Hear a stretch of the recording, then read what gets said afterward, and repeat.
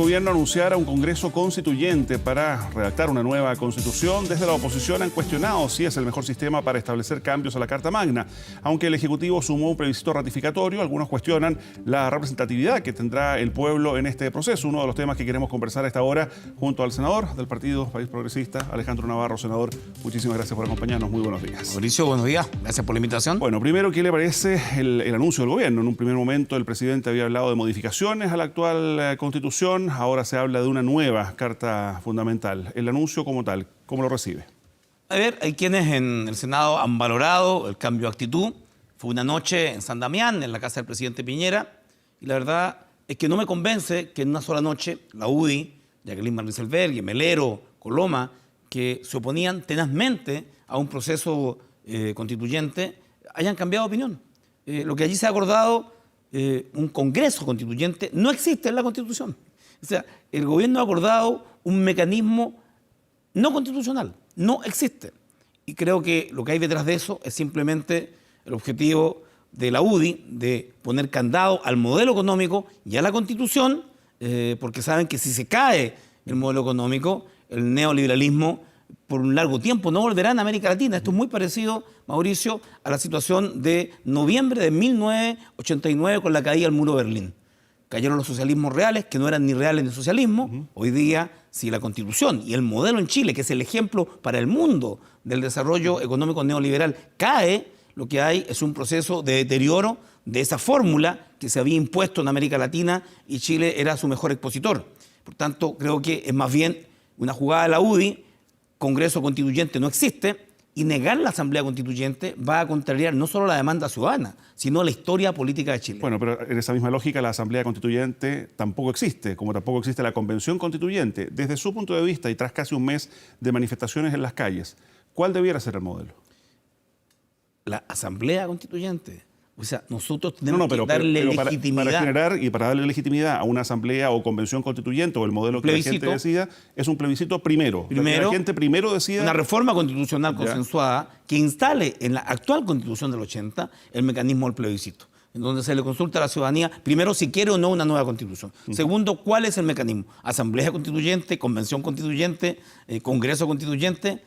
Por tanto, hacemos un plebiscito de entrada, no de salida, no solo en la ratificación de lo que se construya, sino al inicio para tomar el rumbo adecuado. ¿Y qué se debiera preguntar en ese plebiscito de entrada, como dice usted? Primero, si quiere o no nueva Constitución. Así es. Y lo segundo, ¿cuál sería el mecanismo? El mecanismo. ¿Y son estas tres alternativas a su juicio? Mira, primero hay que conversar. Asamblea de ciudadanos, digamos, de cualquier ciudadano, la convención que mezcla ciudadanos con congresistas, o el Congreso Constituyente solo de parlamentarios. Así es, fue la propuesta ¿O podría haber de otra Bachelet. alternativa? Podría haber otra alternativa, Mauricio. Pero si lo que yo digo, vamos a consultarle a la ciudadanía. Pongamos sobre la mesa un plebiscito, que es una reforma constitucional, y luego consultamos a la ciudadanía al ingreso, de tal manera de tomar el rumbo adecuado. Y luego, tener alguna un plebiscito de salida para ratificar logrado. Ya vamos a ir a eso, pero paso a paso. Ese plebiscito de entrada, desde su punto de vista, ¿debiera tener alguna otra consulta respecto de los contenidos de una nueva Constitución o de la nueva Constitución?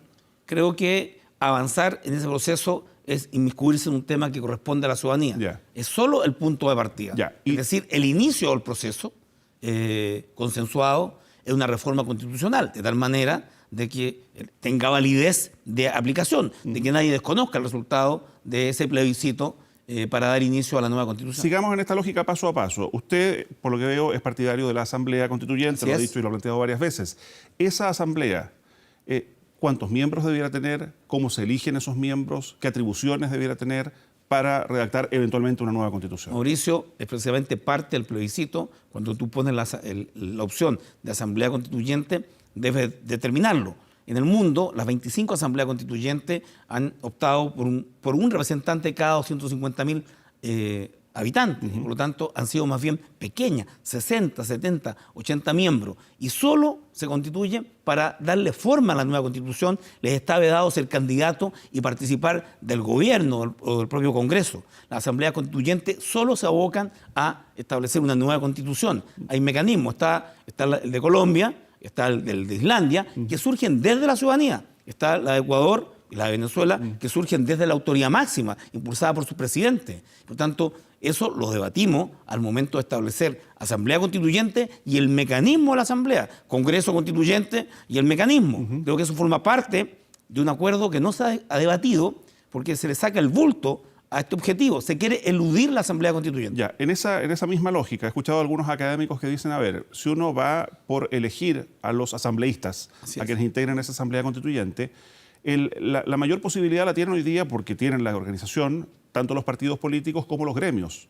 ¿Qué pasa con el resto de los ciudadanos? ¿Qué pasa con las juntas de vecinos? ¿Qué pasa con movimientos de etnias? ¿Qué pasa con el justo equilibrio que debe haber en paridad de género, por ejemplo? ¿Debiera generarse, digamos, para definir este mecanismo, pero luego para definir a sus integrantes, también algunas normas básicas? Yo soy partidario de un mecanismo de elección que tenga cuotas. Cuota para los indígenas, cuota para organizaciones sociales y una cuota abierta. Yo diría que los partidos políticos están en mala condición para poder participar en ella. Y un mecanismo de elección universal va a recoger liderazgos naturales y sociales.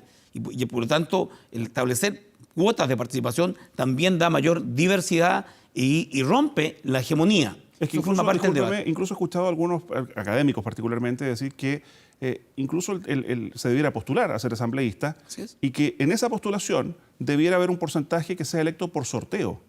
Porque de pronto la gente que quiere participar no tiene la base, como decíamos, la base política, la base de organización, que puede tener un gremio, que puede tener un partido político, pero hay gente que con legítimo derecho también quiere participar. Aquí lo que hay que evitar es la hegemonía de los partidos políticos, la hegemonía de intereses sectoriales. Lo que hay que hacer es una radiografía que permita una expresión amplia ciudadana, representativa. Y por tanto hay que tener cautela. La hegemonía de los partidos políticos, por cierto que no. La hegemonía del sector empresarial, por cierto que no. Pero todos deben estar representados. Y ese es el mecanismo que puede discutirse al momento de consultar el mecanismo de la Asamblea Constituyente. Hay varias fórmulas, discutámoslo. Por eso que le hemos dicho al presidente Piñera, no le tenga miedo, presidente, a una nueva Constitución ni a la Asamblea Constituyente. Esto ocurre en el mundo. En Chile han habido 10 constituciones, ninguna de ellas ha tenido el mecanismo de Asamblea Constituyente. La actual Constitución del 80 ha tenido 18 reformas, pequeñitas, y esto no aguanta más parche. Se agotó esta Constitución. Y lo que requiere, por tanto, es una nueva Constitución a través de un mecanismo legítimo. El Congreso Constituyente ya ha sido cuestionado. Y si tenemos una nueva Constitución cuestionada en su legitimidad, de nada servirá para encauzar la paz y particularmente los consensos del siglo XXI. La legitimidad es tan importante como el proceso. En esa lógica, senador Navarro, ¿debiera haber algunas personas inhabilitadas para integrar la Asamblea Constituyente? Estoy pensando, por ejemplo, en parlamentarios. Los parlamentarios y los miembros del gobierno. Es decir, establecen inhabilidades de quienes están en el Poder Ejecutivo, que tienen dos modalidades. Pueden o no ser paralelo o eventualmente no. O sea, podríamos decir, yo lo he dicho, si el presidente Piñera no es capaz de enfrentar la crisis, bueno, pongamos nuestro cargo a disposición, que renuncie el presidente, renunciamos todos los parlamentarios, establecemos un nuevo Congreso que represente de manera cierta al sentir ciudadano de este momento histórico y político. Pero si el Congreso permanece, evidentemente no pueden participar.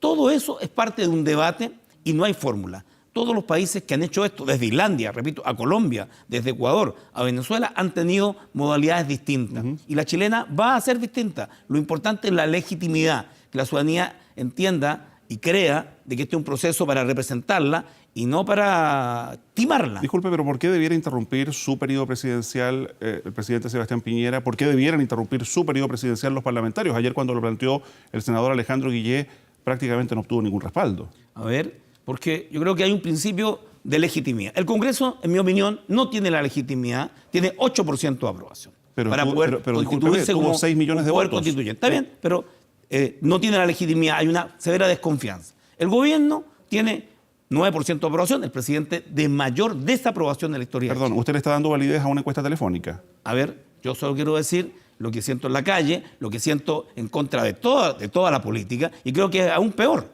Mauricio, no es el cuestionamiento, si tú quieres, comillas, antidemocráticamente sacar a un presidente. Yo le exijo al presidente de la República que enfrente esta crisis de fondo y la resuelva. La agonía que tiene Carabineros al exponer la alternativa militar y de represión, expone una institución querida por todos los chilenos y hoy día está cuestionada. La agonía pone el Congreso para decirnos que hagamos un proceso que efectivamente es ilegítimo, que absolutamente no tiene legitimidad. Por tanto, diría, si el presidente no tiene la posibilidad de manejar esta crisis, bueno, como dije Gabriel Salazar, si tuviera un mínimo de estatura histórica el presidente y quiere convertirse en el presidente de los cambios profundos, el presidente de la nueva constitución que ordenó Chile, y no en la trinchera de la defensa del modelo económico y de la constitución, prisionero de la UDI, es una decisión del presidente. Senador, pongámonos un poquito de pausa al tema constituyente y ya que usted lo sigue mencionando, usted en este casi mes de manifestaciones, ¿le reconoce algo al gobierno? Porque el gobierno ha planteado una agenda social,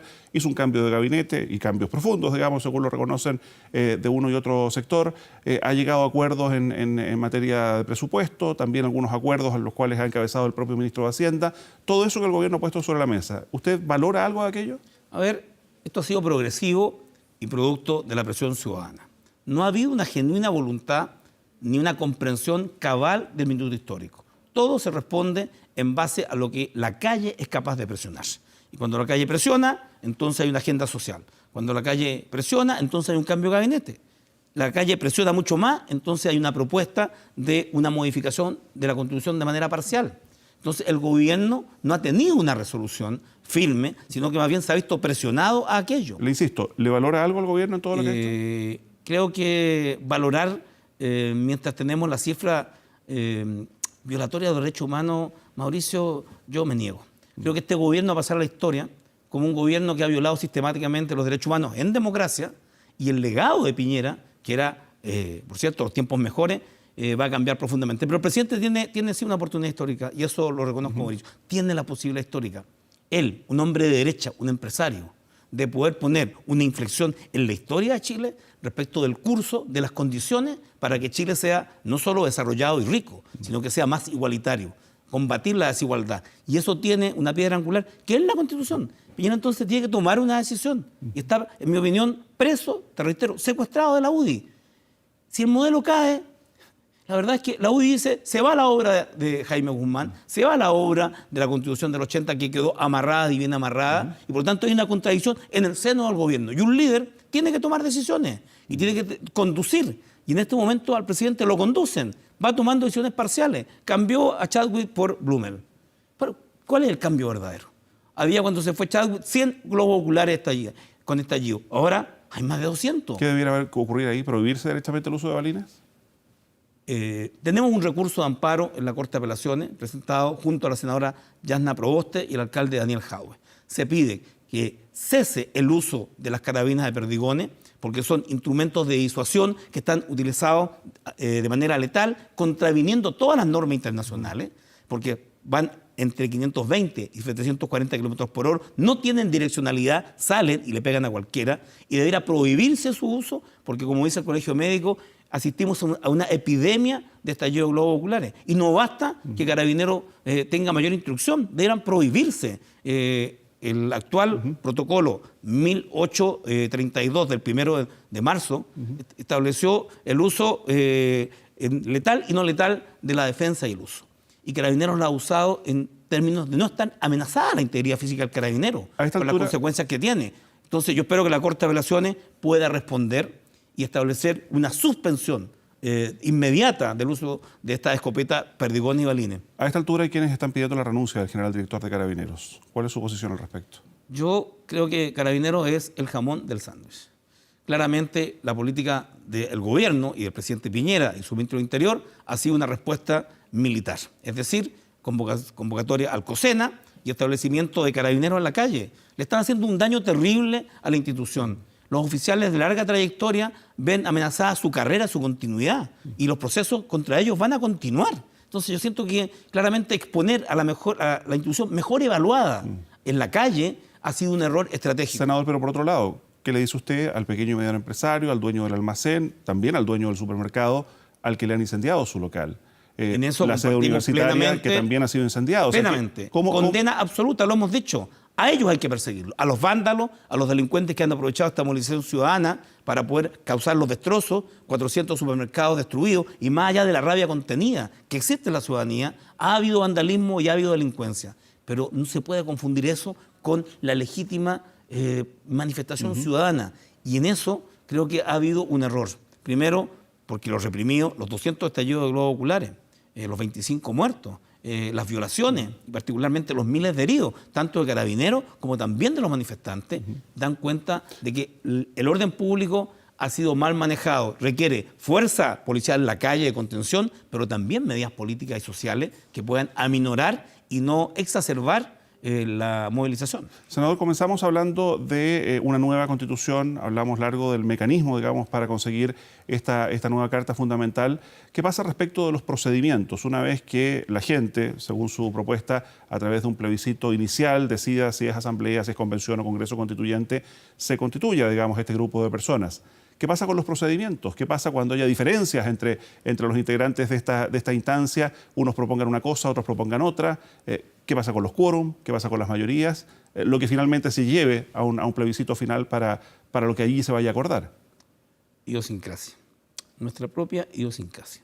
Hemos resuelto desde la época de la colonia a través de los cabildos, y los cabildos tenían un mecanismo de resolver sus diferencias entre los que apoyaban la corona y los patriotas. Y siempre ha habido un mecanismo de consenso. Yo creo que hay que confiar en que el mecanismo va a ser un mecanismo consensuado de resolución de los conflictos vía el diálogo y vía las mayorías. Entonces no podemos copiarle a ninguno de los países que lo han hecho, tenemos que buscar nuestro propio mecanismo, y eso es parte del debate. Y los tiempos de hoy deberán estar dedicados a discutir precisamente ese debate de cómo resolvemos una asamblea constituyente y no agotarnos en un congreso constituyente que solo nos va a enfrentar, solo va a ser la cocina. Y yo he dicho, Mauricio, yo rechazo y rechacé la cocina de Saldívar, rechazo la cocina de Quintana. Este Parlamento no puede acordar una salida a la crisis sin la ciudadanía. Tiene que ser junto a la ciudadanía, de la mano y con plena transparencia hacia los ciudadanos. Y finalmente, ¿qué pasa con los tiempos? Porque la gente demanda cambios urgentes y todo lo que se vaya a resolver, imagínese usted, convocar un plebiscito, definir si es asamblea o no. ¿Cuál es el tiempo máximo para todo? Tenemos tiempo acotado. Hemos propuesto el 15 de diciembre, plebiscito para resolver.